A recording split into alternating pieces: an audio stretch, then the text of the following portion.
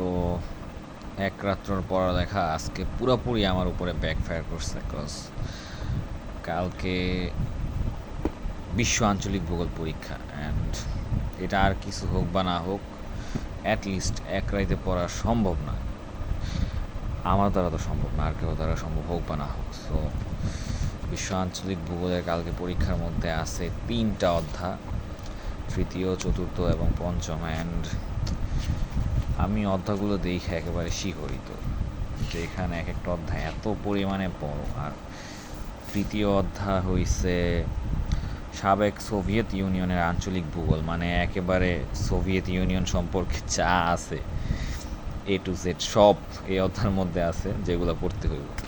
And তারপরে চতুর্থ অধ্যায়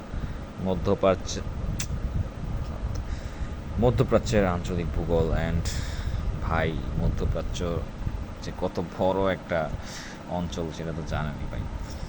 আর শেষে হচ্ছে প্রাচ্যের আঞ্চলিক ভূগোল। অ্যান্ড ভাই, অনেস্টলি বলতে গেলে শুধুমাত্র যে কোনো একটা অধ্যায় পড়তেই প্রায় 2-3 দিন সময় লাগবে। অ্যান্ড এতদিন যেই পরীক্ষাগুলো দিছি ওগুলো এক রাইতে পইরা পরের দিন সকালে উঠা পরীক্ষা দিয়ে গেছি। বাট আজকে মানে তো কালকে পরীক্ষার মধ্যে কী দিব আমি নিজেও জানি না।